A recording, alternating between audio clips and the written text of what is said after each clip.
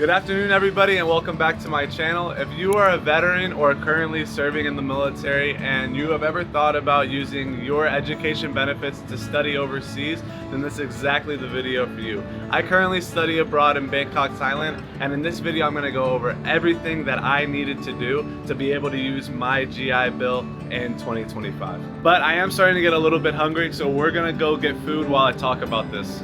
So what some of you might be asking is, what even is the GI Bill and who is eligible for it? It essentially is education benefits that allows you to get your bachelor's degree at an approved university or school by the US government. If you did your contract in the military honorably, then you apply for these benefits.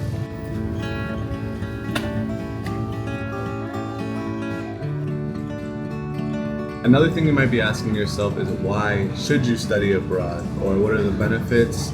And I'll speak about that more later, but for me personally, I had gotten out of the military and I was working for the Army as a contractor, and I was extremely bored and unsatisfied with my life.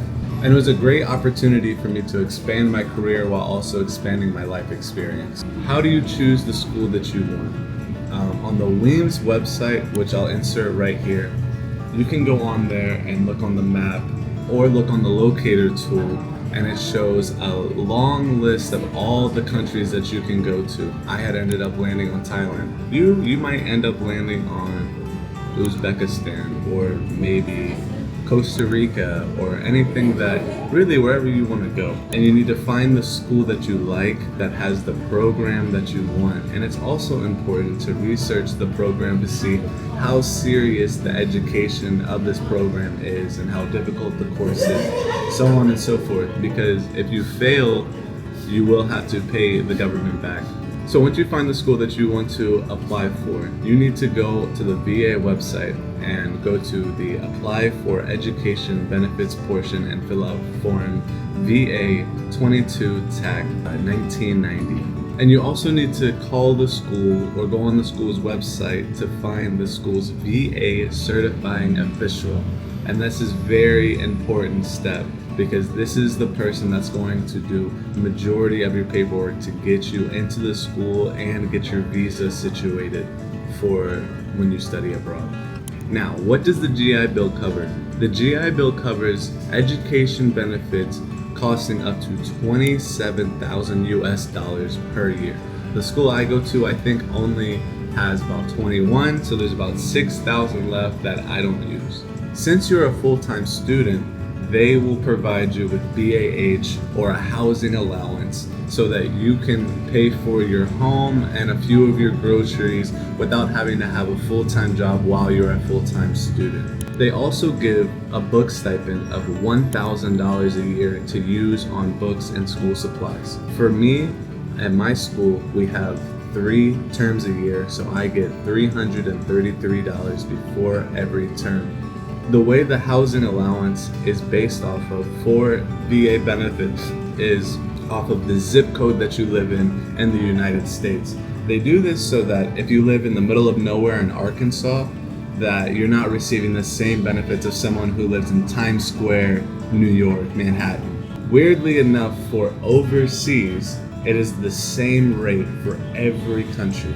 So if you live in Spain, if you live in the UK, if you live in South America, wherever, if you live in Thailand, everywhere is the same rate, and it's $2,230 something. Well, it increases every year due to inflation. If it was the same rate every year, obviously that would be an issue. So if they give you $2,200 every month, you will be receiving $26,000 a year just in income for you to go to school. And on top of that, they will pay for your tuition up to $27,000. So per year, plus the extra book stipend. So per year, $54,000 is what the US government will spend on you and your GI Bill alone, just for serving for your 4 years. And that's over the course of 4 years. So your GI Bill is worth almost $250,000 if you use it correctly. And all you have to do is go to school and pass. So after you use all of this, when you come out with a bachelor's degree, like, that is such a good deal. Everybody say hello to Wah. Wah's been sitting across for this video. I just went over how much GI Bill will give you for education, paying for it also while paying for your rent and school money, like stuff like that. What would you consider to be making a lot in Thailand as a student per month? Per month. As a student, As a student. I guess not so many people at Stanford, are working here. So I think 50K is 50K. considered a lot for us already. Yeah. So that's about 1.3K. So you get an extra 1,000 on top of what a regular Thai person would think is a lot for a student already. So you're going to be living better than the average student, at least in this country. Another important thing to consider is making sure your school is accredited. So what that means is, if I go to this school for 1 term or 2 terms, 2 semesters, and I decide, this isn't the school for me anymore, time to move on to the next. A school being accredited means that you can take that year and move it on to the next school, so that you won't have to restart in your education process. For me, my school isn't accredited, but I already knew when I came here that I was going to finish here, so it was no big deal.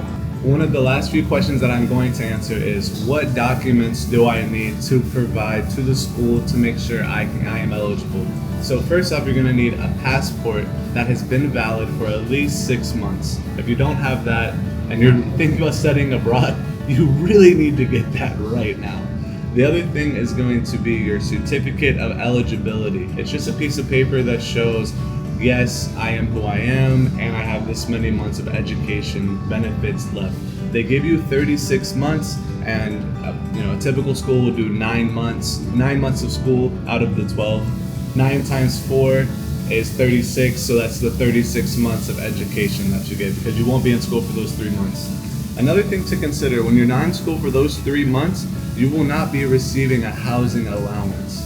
So that's when things like your military benefits, like your VA benefits, could help out, or you might need to pick up a job or a side hustle if you don't have anything like that to assist you. Outside of your certificate of eligibility and your passport, you're also going to have to provide your high school diploma, and all that does, or maybe even your transcript, and you don't need to worry about your GPA or anything like that. That's something I was worried about. When I left high school, I had a 1.1 GPA. I don't think it gets any lower than that. And I was honestly concerned, like, would a school accept me because of that? So when they had asked me for it, I had sent, like, I don't have the greatest GPA coming out of high school, and honestly, they do not care. What they really care more about is that, well, you've made it through the American military, so that is proof enough to scratch your high school, but they still need proof that you passed high school. So certificate of eligibility, passport, high school transcript, and potentially your birth certificate. Getting your certificate of eligibility, I spoke about before, you need to go onto the VA website and collect the VA 22 tag 1990 form and fill it out. It's going to come back to you in about 2 to 4 weeks, could take up to 6 weeks to get. So once you have these things, you then go to your school's VA certifying official. You present them with these documents, and then they start the process. From there, the job's pretty much out of your hands. You'll have to go to the VA office, and you'll have to come to school to show your face. But when it comes to doing paperwork and stuff like that, in my experience, that's all I had to do. After that, I had sent it out. I moved to Thailand.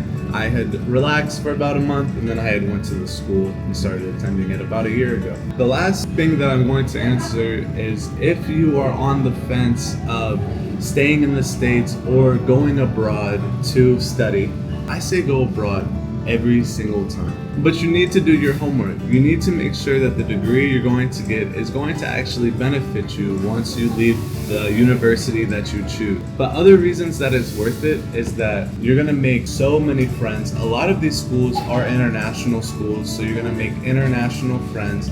you'll get to learn a new culture, potentially learn a new language, and also get to learn what it's like to actually live in one of these other countries.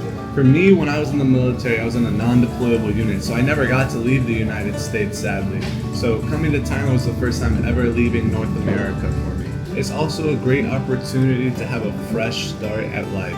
But if you have any more questions, please feel free to comment them down below. I'll drop some links that you might need or might want.